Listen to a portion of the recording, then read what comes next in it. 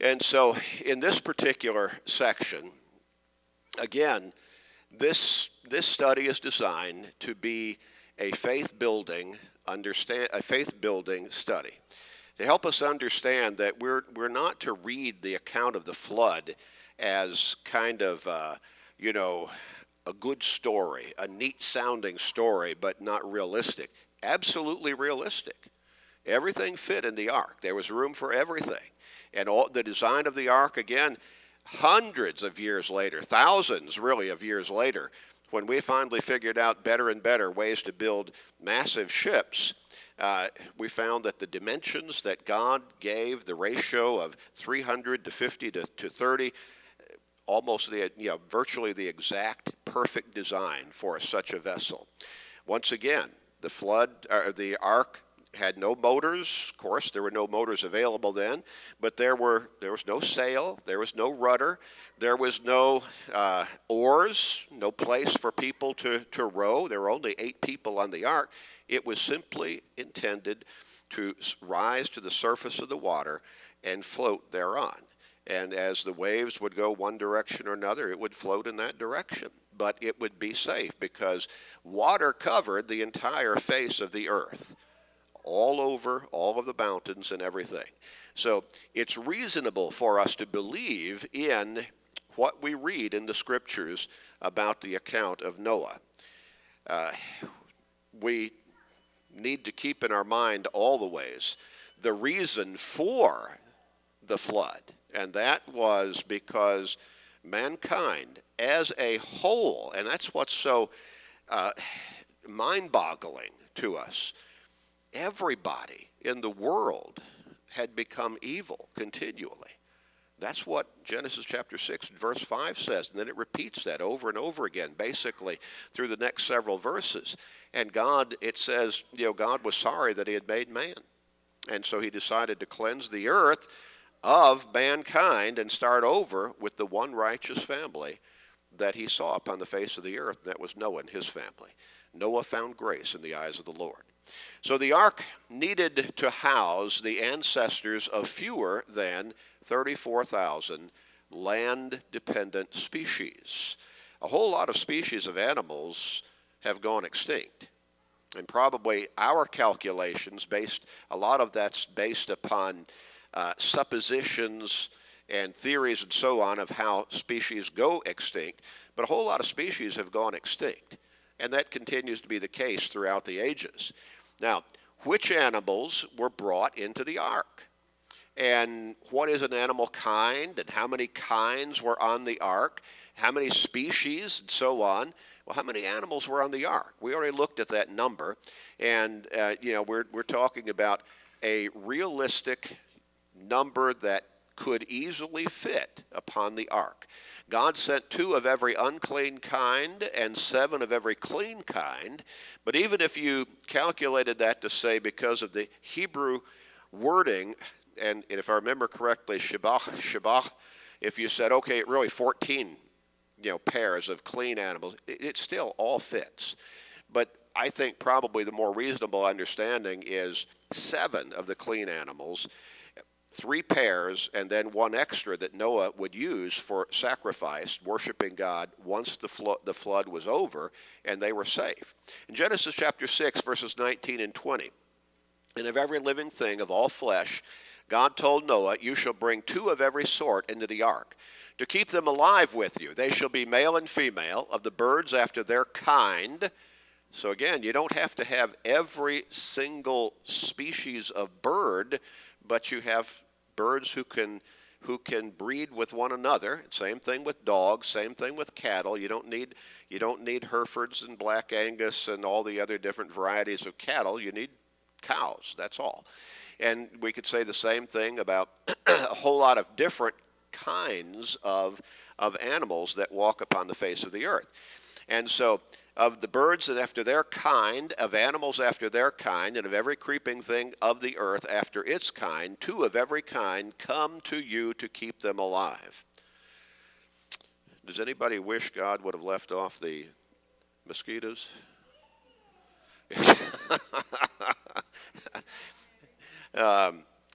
And you wonder about some of that. Some of that might have been somewhat residual. Eggs can float and all. But anyway, they're there. But everything that creeps upon the earth.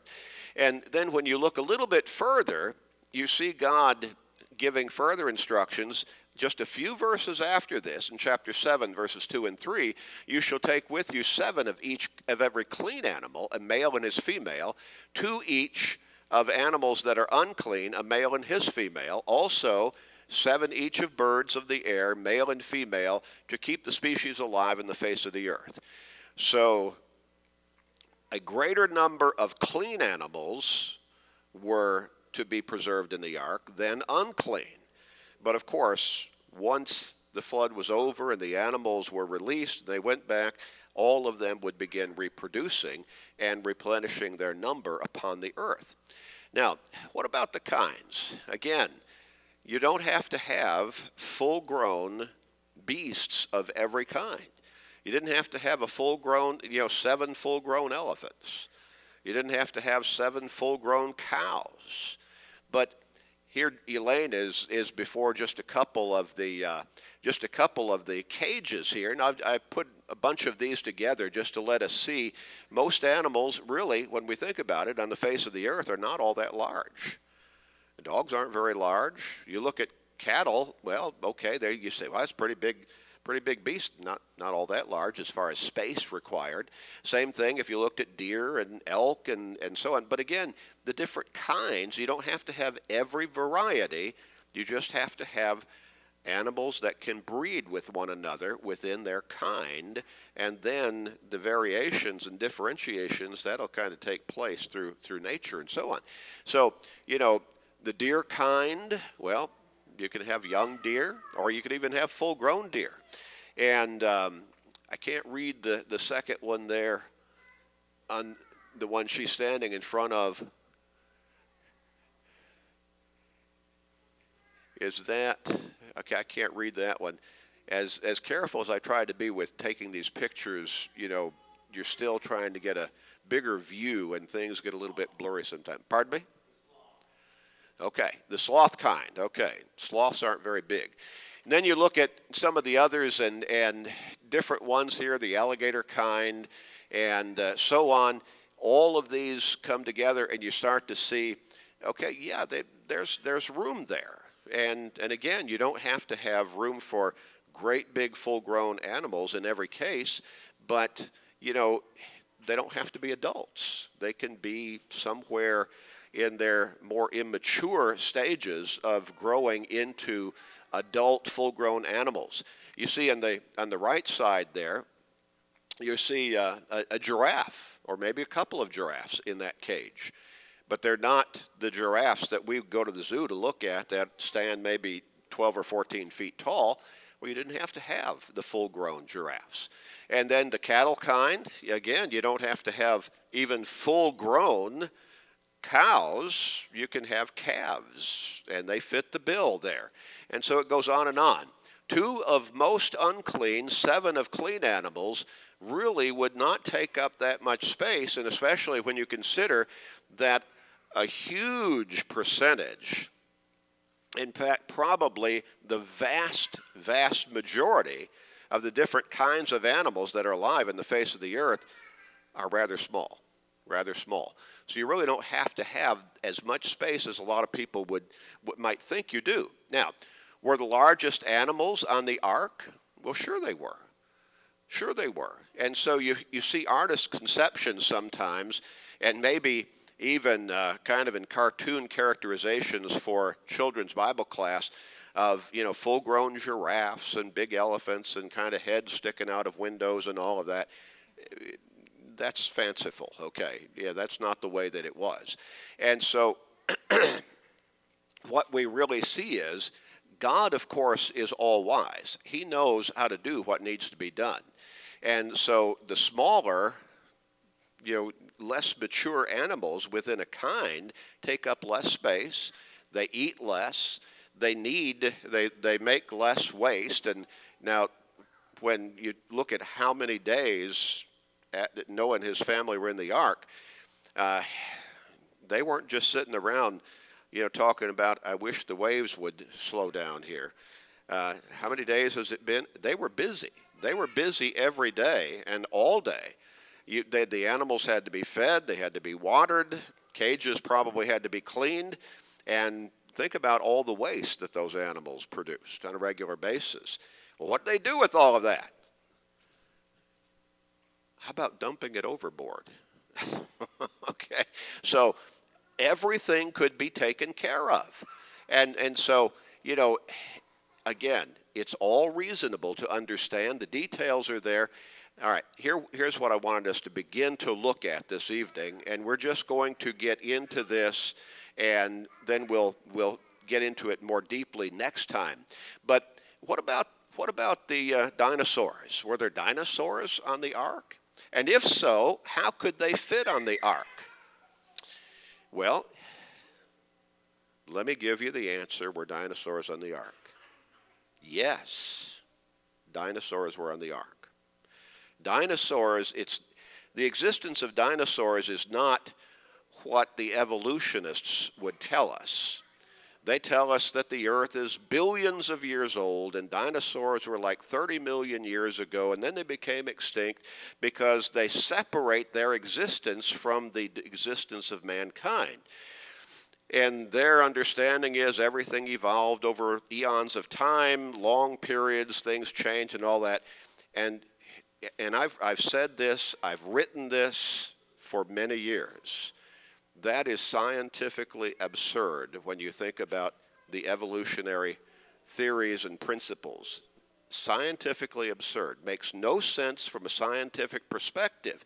But you have people who have so bought into it, they're absolutely committed to believing that everything happened through evolution, that life came from inanimate matter, non-life. We can't. How do you do that? We haven't been able to figure it out, and people have tried through experiments and on a repeated basis. You can't make something that is not alive, inanimate matter, like maybe a rock or some kind of substance, suddenly spring to life. But you see, they have to figure something to get the whole process started. Well, I know how the whole process got started. In the beginning, God created the heavens and the earth. Genesis 1 takes care of that for us. On each day, God created what he created. And when it came to life, he created life. And we're talking about, when we look at the genealogies in the book of Genesis, we're talking about not millions and billions of years, but we're talking about thousands of years. Now, there may be some holes in the genealogical accounts, but those holes are not, such that they explain millions of years, maybe a few thousand, but we're talking about a relatively short period of time that the earth has existed with life upon it. And so when somebody says, well, what about when they carbon date something and it comes up to be 3 billion years? And one thing, carbon dating is only reliable up to about 28,000 years. When they go beyond that, it's stretching things and it's not really reliable. Are there other methods of dating? Yes, there are. And some of those show much less period of time than others. But here's something we have to consider. When God created the earth, it was brand new. But how old was it in appearance? It already had age and appearance. And so, the whole thing falls apart. We'll talk about that more later in another section. But dinosaurs, from our fossil records, the average dinosaur was only about the size of a large cow. And a lot of those were very small. Now, did you have some that were huge? Yes. But again, they did not have to be in their hugeness on the ark. You could have had small ones. And that would have fit. And I've laid out, different slides of different dinosaurs in here, and just showed them 2 cages side by side, rather small, Just as with the other animals, most were of normal size, and they weren't those big, giant dinosaurs that we look at and say, wow, look at that, how big those were. We see them, and again, many would have been quite small, similar to some of our small animals that we're used to seeing in the world today. You know, how about a woodchuck? You know, and you know, something, or a chicken, you know, and or a turkey. See, so most dinosaurs were probably reptiles also, and would therefore have fallen into the unclean classification, requiring only 2 of them on board. So 2 of them. And when you look at all of those, and there's everybody's favorite, right? The T-Rex. But you see how small he is there? Just a young T-Rex. Doesn't have to be the giant thing that we're used to seeing in movies and films and so on. Now, this is an interesting slide, an interesting characterization. Could mankind have actually tamed the dinosaurs? That's probably a thought that has not come to most people's mind. Taming dinosaurs? Well, here you see a dinosaur sticking his head out there, and you've got three or four men out in an arena, and they're basically, you know, working with that dinosaur and keeping him. You might think about like taming a tiger or a wild lion. We've seen those in circus arenas, haven't we? And you see kind of that characterization here with these 4 guys, you know, holding down that dinosaur, holding him at bay, teaching him, training him, conditioning him, and so on. Could mankind have actually tamed dinosaurs? Do we tame elephants to stand on a small stump on one leg? That's amazing, isn't it? Do we tame lions, wild lions and wild tigers to jump through hoops that are on fire with, you know, flaming hoops? We do, don't we? Teach them to roll over or whatever? We tame all kinds of animals, don't we? We just don't think about, could we have tamed dinosaurs? In Genesis chapter 1 and verse 26, and I'll have to admit, this is a line of thought that I really had not been, it just had not impressed it upon my mind until I started getting into this.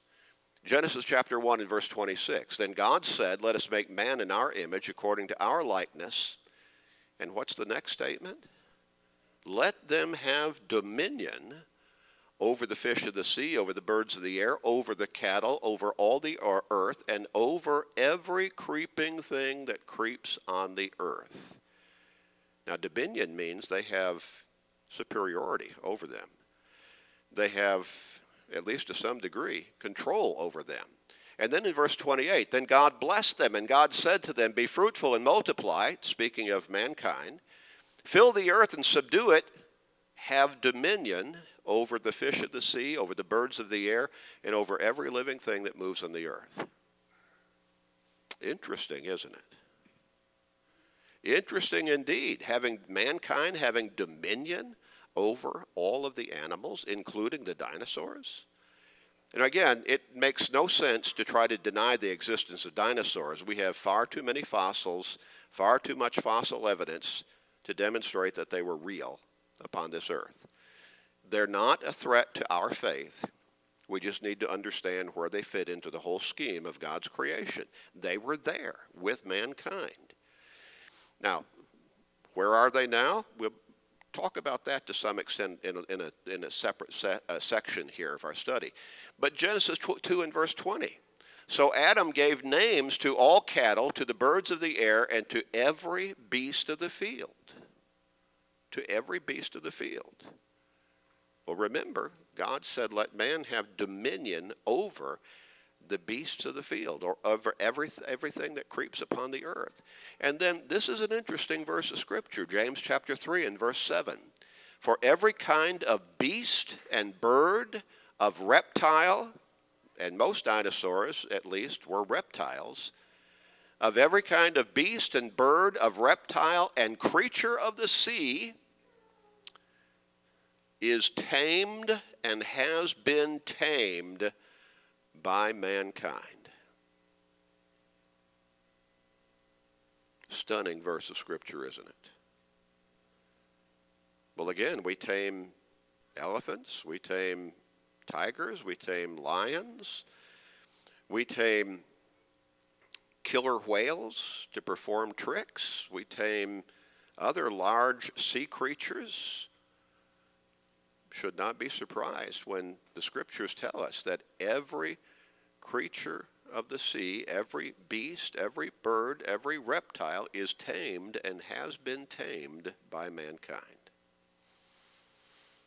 So that would include the dinosaurs, at least as a kind of animal. Interesting indeed, it really is. And so dinosaurs obviously lived and roamed the earth along with mankind. And next time, not tonight because of our time, next time, and I'd like for you to read this ahead. Read Job chapter 40, beginning with verse 15, and read through the entire 41st chapter. And tell me what you see there as described by God to Job among the creatures that God had created and placed upon this earth. In Job's day, they existed. Read the descriptions and see what fits in your mind. Now, some people will say the land animal was a hippopotamus. Does not fit the description at all. Read those descriptions. We'll talk about those. We'll go through those next time. All right. That'll bring